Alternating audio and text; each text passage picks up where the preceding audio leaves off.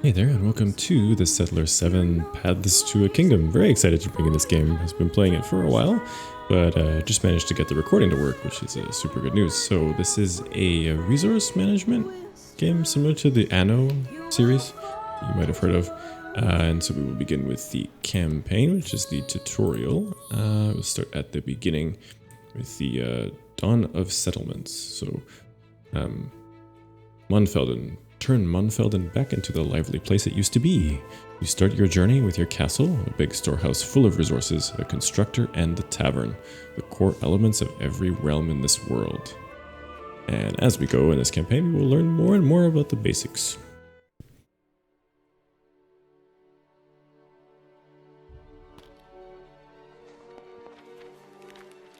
Many ages ago, the most prized possession in the kingdom of Tandria was not land, nor livestock, nor gold, but the people's crown.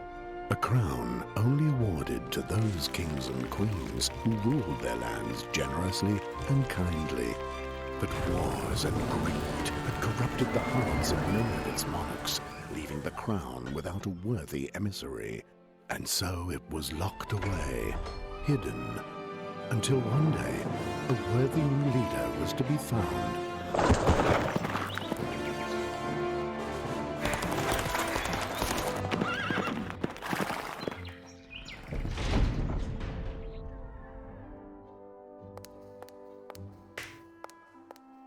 You have sent for me, Father? I have, my child. Come. Your greatest wish is about to come true. The kingdom of Tandria lies in disarray. King Balderus has been exiled from his lands by Lord Wolverine and his Dark Knight Dracorian. Together they now seek rule over his kingdom. That is, if we let them. Zoe, this is the moment you have been waiting for.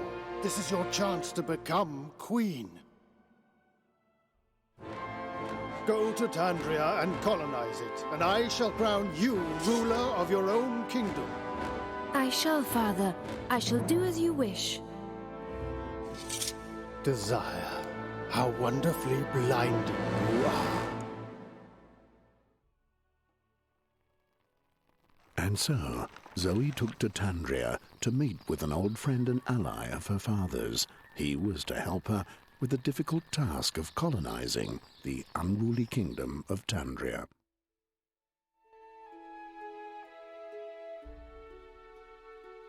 Unruly, hmm?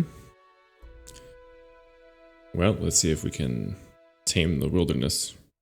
Somewhat. Maybe. Hopefully. We'll see.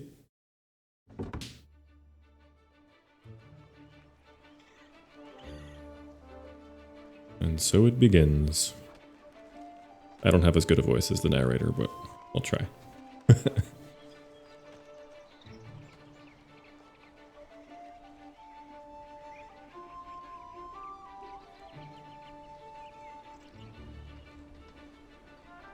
Munfelden, a little village in Tandria.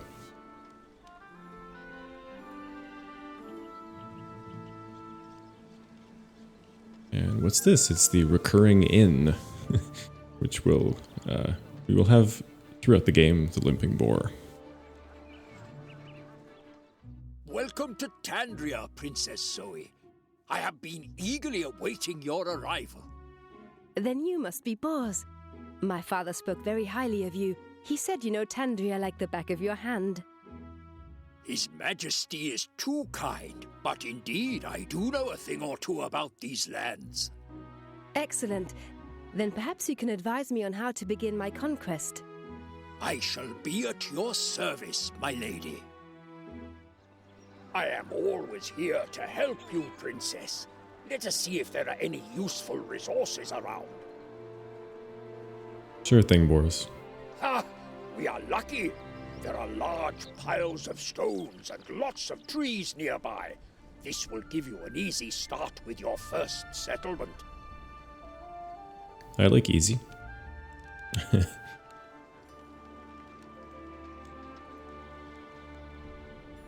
Hey, how do we handle the mouse? Middle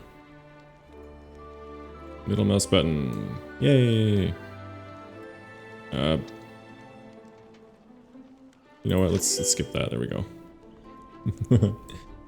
So we have a mission board on the left here, which tells us how to move the camera around, zoom in and out. There we go. Good navigation means good overview. The key to success. True. This village was once a buzzing town with happy settlers. Really? But after Lord Wolverine sent Tandria into disarray and expelled our beloved king, many abandoned their villages in fear of looters and pillagers.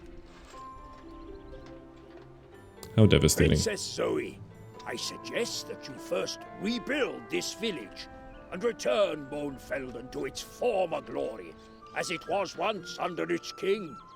Okay, can we get started, please? Okay. So we need to gather stones. I will clear all these tips.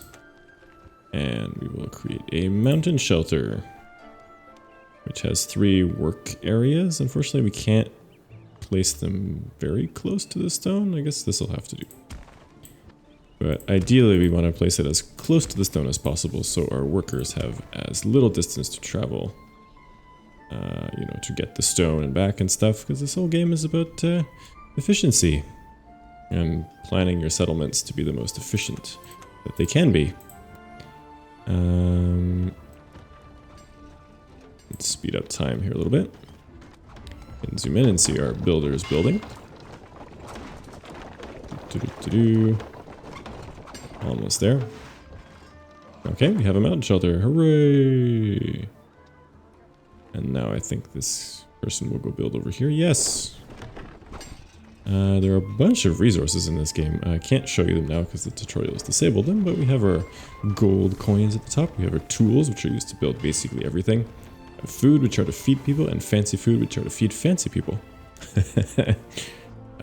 Different kinds of residences in this game that require different kinds of food, different kinds of goods as well that require different kinds of food, all kinds of production chains too, and all that stuff, which we will uncover soon enough. But it's quite beautiful. Now we got our little stream here. We have some sort of island or something. Wow, it's a long stream. Beautiful countryside. Beautiful mountain, waterfall. Quite nice. Very colorful. You can see our little stone miners here mining away diligently. And we need to gather 2 stones. There we go. We got 1. So they will bring this back to the storehouse. Stone cutters have gathered enough stones for the moment. Really? 2 is enough? Okay. Stones are very important resources, so always try to keep an eye on your stock. Yep, that's true. Now you should build residences to provide enough living space for your settlers. Sure thing. We'll build a house, which also has 3 workspaces. Or up to 3, I should say. And you can build a variety of buildings around it. Right now, we won't, that won't need to matter for this tutorial. We'll get there. So this little person is bringing 2 wood and 1 stone from the storehouse to the house. Residence, I should say. No. Alright, good. Constructing it. Well There we done, go. Princess. You have mastered the first step in reconstructing Mohnfelden. Okay, thank you. Living space as of now shall no longer be an issue for these villagers. Now we urgently need wooden planks. Oh no.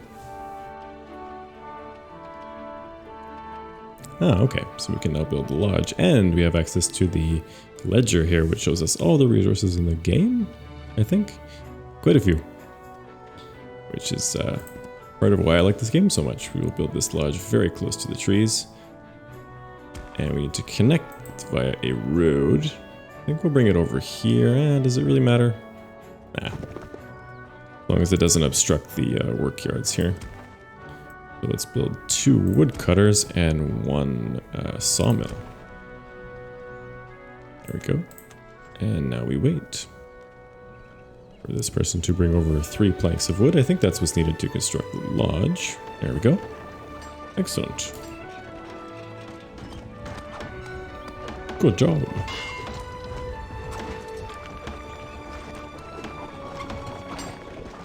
Hey, we have a lodge. A very pretty lodge, I must say. Little vine, creeper vine here. Looks nice. And you're now going to build the associated sawmills and woodcutters. And they will go in here and chop down the trees. Luckily, we only need 2 planks, but we'll need many, many, many more in the missions to come. Alright, now we get our work commander going to work. And I believe the sawmill worker actually already grabbed a log from our storehouse. Yep. I'm not sure why we need 2 planks when we have 43. I guess they need 45? Maybe 45 is a magic number, I'm not really sure. But in any case, we have enough logs in our storehouse already. We have 5 now, so it should be okay. I'm not sure if it's, yeah, so it's 1 wood as an input, 1 log gives you 1 plank as an output. Okay, cool. We're bringing the plank to our storehouse, and we get 1 out of 2. Hooray. We actually didn't need to build the woodcutters at all, but force of habit, I guess. Because he's just grabbing the wood from our, or the log from our storehouse. That's fine. Hello, you gonna... There you go. You may have noticed a little efficiency percentage under the name of the building here. That will increase over time. I think it starts at 50. And will hopefully increase, and if you're not doing your... if your building hasn't been done efficiently, it'll just decrease. Or if it's not in use, it will decrease down to 0. But that's fine. Depends on your situation. Sometimes you don't want all of your buildings functioning at 100% efficiency either. You might be saving up the resources for something else. Because a lot of the base resources are used by multiple buildings. So, who knows? It depends on how you're planning your settlement.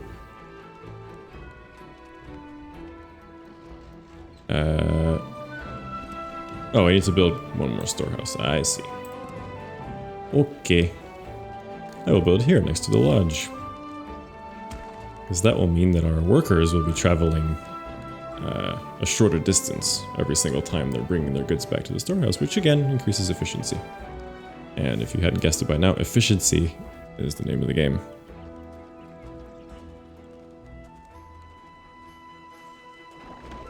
There you go. Building a storehouse. Hey! Excellent! You have successfully established plank production. Congrats to us. Besides stones, planks are also extremely important for construction. Yep. I second that.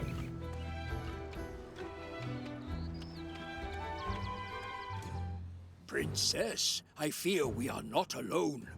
Ramirez, one of Lord Wolvering's minions, is hiding out in the area. Oh, What no. does he want? He most likely wants to cross our plans. Perhaps if we talk to him, we can come to an agreement. With all due respect, my lady, one cannot negotiate with criminals. Then what do you suggest? Action, my lady! It will speak louder than words. Then so be it. Take a look over there, Princess. This is Ramirez's hideout. I suggest we surprise him and strike first. Sure. Why not? For that, we need an army. Ah, yes, an army. Don't dare to come closer, young princess, or I will crush you like a little bug. I don't think so. Do you know who you're speaking to? To build an army, you need food.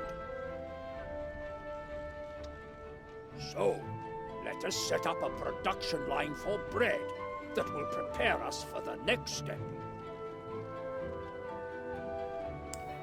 Sure thing. So now we can build a grain barn. Or 2. We'll try to build 2 of them here. So one like this. We will need rain. We'll build a second one over here with 2 mills to make flour. Connect those here. Build a storehouse right there. Sure, good enough. Alright, so we have 1 grain barn producing wheat. They'll use the surrounding countryside to grow the wheat. And we have 2 that are windmills to produce flour. And we need a bakery or 2 around our residence, which we can't build yet. But that's fine. I suspect later on in this mission we'll be able to. Because I don't really want to eat flour. I'd rather eat bread, please. Alright, our workers are diligently constructing things. Let's speed up the game. For some reason, after every cutscene, the game speed resets to normal speed. But ain't got time for that. So this should be going a little bit quicker. Meanwhile, we're collecting a lot of stone. That's good.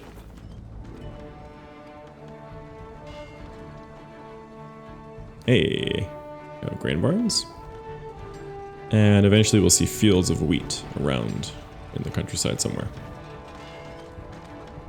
Congratulations! You have successfully established flour production. Great. Now, to bake bread, we need a bakery. Yep, we do. So let's build 2 bakeries around our newly constructed residence.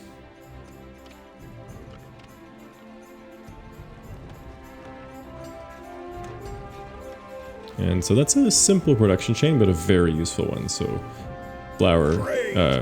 Now you are able to produce bread. Oh wow, we're almost at our population limit. Oops. Your general is currently deployed at your castle, but he alone is too weak to attack Ramirez's camp. Yep. Use bread to hire mercenaries at my tavern and reinforce your general. I will spend the required coins for you. Really? That's generous of you. We're at our population limit as indicated by the obnoxiously large arrow in the top of the screen there. So we'll build another residence.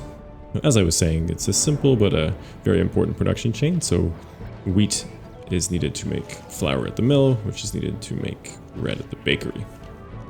There are much more complex chains later on, but this is a very good one. Very good one to learn early because, well, food is important and bread is delicious. So if you would kindly build this residence. How many troops do you have, Ramirez? Where are you? Oh, facing the wrong way. Alright. So you have 3 pikemen, presumably. I can't tell, but I think you have 3 pikemen and we have 2. All we need to have is more than the opponent in this case, because we're the same troops. So all we need are 4 in total. And it's generally good to get a few more, just so more of them survive at the end of the battle to fight another day. So we'll hire 3.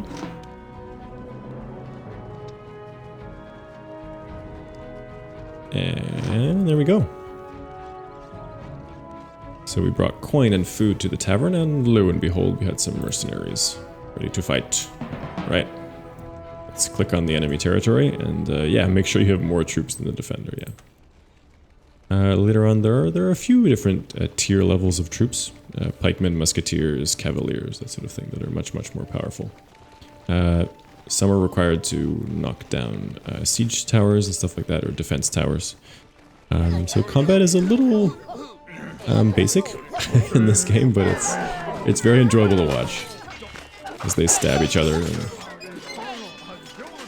it's a very cartoony game, and I really, really like the aesthetic. And just the charm of the game. It's just silly.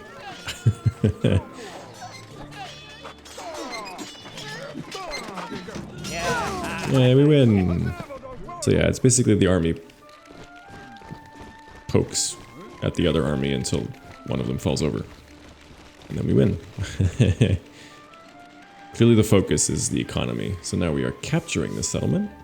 Takes a little bit of time to capture, but we'll get there eventually. And the enemy general is running away like the coward they are. That's right, run back to your home. There you go. We'll be coming for you later.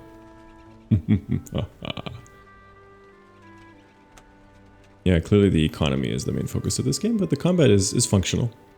It does what it needs to do. I like how the troops are different as well. The victory is yours, but next time you shall not be so fortunate. I don't know about that, we'll see. Challenge accepted, sir. Meanwhile, back at the tavern. Well done, my lady. You now have your first soldiers under contract, and I would say that your display of military swiftness was rather impressive. This will be a warning to Ramirez. What exactly is it that Ramirez and Lord Wolverine are fighting for? They are thieves and bandits. They want nothing less but to steal Tandria away from its people. It was them who drove the beloved King Baldurus from these lands. But I heard King Baldurus was a tyrant, that he was cruel and reckless to his people. Utter no such lies. His Majesty was a kind and wise man, merely misunderstood by his people. Uh-huh. Sure thing. I am not convinced. You were successful. Yeah, we win the first mission.